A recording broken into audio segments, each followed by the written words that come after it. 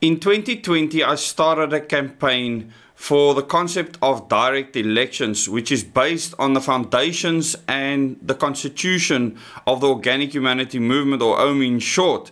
And this direct elections campaign happened on Facebook and many other platforms, on YouTube. Many videos were made about it. And many of you and the new people that have come into our community because of that belief spread the message far and wide. Many of you watching now might not be familiar with this, so I just want to briefly explain this to you. It's not going to take very long. The concept is simple. We want to elect our president directly as an independent person campaigning for the office. We want to elect our MPs directly. They need to come from their constituencies. You divide the country into 400 constituencies and we elect them as independents. We do the same for our councils. At the moment, councillors can be directly elected as an independent. It's the only place in government where that is possible. But the main difference between other people that have advocated for independent candidates, which is very different to getting everyone directly elected, is that parties would still be in the mix, which is the case now, and this is why the independent candidate bill, the new electoral bill, is such a farce, pointless, and a complete and utter subversion. So, what has happened since I started spearheading that concept and idea? What phase are we in right now? This is now a mainstream concept, a mainstream idea. Advocate Raymond Zondo, at the time, who is now the Chief Justice, actually put it in the Zondo report and said that we need electoral reform to stop our country from pillaged and looted, where you can hold a single person accountable, where parties don't play that role anymore. So he made clear that there's no place for parties, that we need to elect our president independently. He also said we need to elect our MPs in their constituencies as independents. What this means is a complete reform of our constitution. This is what the Organic Humanity Movement has said all along. We need constitutional reform to make this possible. So all these things have taken place. This is now a mainstream concept. It happened much faster than I thought it would happen. So what phase are we in now? So the awareness phase is there for most people. It's been in the mainstream media, etc.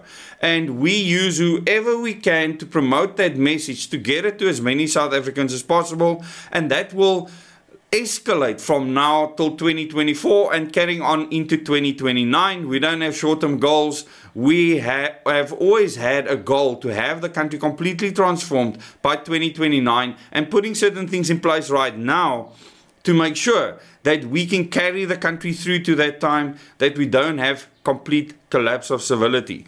So how do we do this?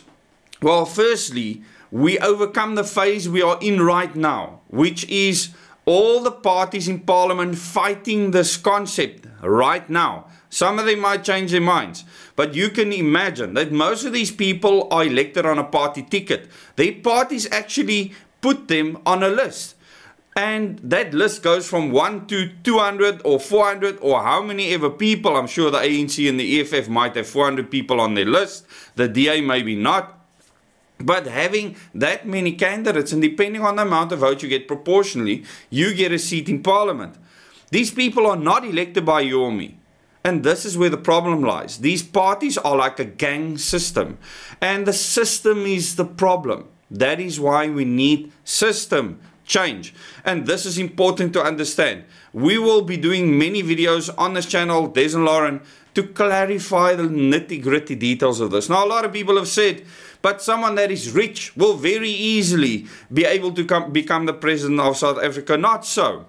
So what you do, and this is what people haven't seen yet, is how this process will work. You make sure that that person can garner enough signatures in their community or in the country to be able to, in the new electoral commission, the new IEC, under a new constitution, actually garner the signatures to be eligible to stand. So money will not be able to just buy that. It's not going to be that simple.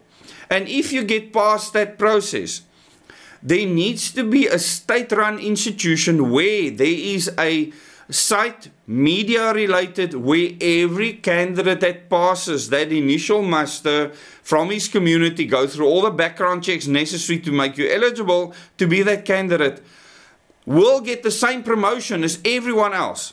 Yes, someone else might be able to buy a billboards and all sorts of other things, but that can actually be regulated. And what you need is an even playing field where even a poor person that does a lot in their community can garner the signatures, the support of the public, then be put on those platforms and literally be promoted to the nation equally with everyone else. And if this is written into the new constitution, we have a completely different ballgame. And once that happens, we will have a freer and fairer democracy, because the only democratic thing we do now is to actually vote. The fact that people have the right to vote is the only democratic thing. The system in which you vote, the parliamentary system, everything else is as undemocratic as you can get, with parties having full control, no accountability to the public, etc. For 5 years they can do what they want. This has to change. I hope that you understand better why we need a direct election system where individuals can promote themselves in the communities, garner the thousands of signatures needed to just be eligible to go to the IEC, for further checks to be done, minimum criteria to be met for you to be able to stand as a candidate for president, or stand as a candidate for MP, or stand as a candidate for councillor, or stand as a candidate to be the mayor of your city or municipality. This is not a rocket science concept. It will be the first time this is done anywhere in the world. Another thing that makes this concept very, very appealing is the fact that you can take the people that come second and third and make them a council to the president, to the mayor, to the MPs, etc. At the moment, all MPs, the president has a cabinet that they choose. We can change how that happens. We can make sure that the person that comes second and third, or maybe fourth, that they have input into future decisions. And if important decisions that need to be made, that there is a main agreement, which means that you are representing more people in a country. It's not about majority rule anymore. You have 51% of the vote, you decide what happens, 49% can be unhappy. The same as it works in the US. It's absolute madness. So in this new system, the people whose representative that they voted for came second and third will have a voice. Obviously, the person that wins will have certain veto powers with regards to certain things. But when it comes to big decisions, you won't be able to just decide that you're going to expropriate land without compensation. In a system like that, it will be impossible. And in this new system, the OHM's values and principles become key. And it's very interesting how opposition party leaders start using this language, because they have to copy from something that they know will be successful. That is better than what they are doing now. So the phase we're in now is current parties grabbing onto what they have because they don't want to lose their income. These people are unemployable outside of politics. A lot of them are career politicians. They do not belong there. They do not have the skill, intellect and ability to change this country around. We have come up with a plan that is rock solid. And if someone can come up with a better plan, we will follow you immediately. I have not seen that yet.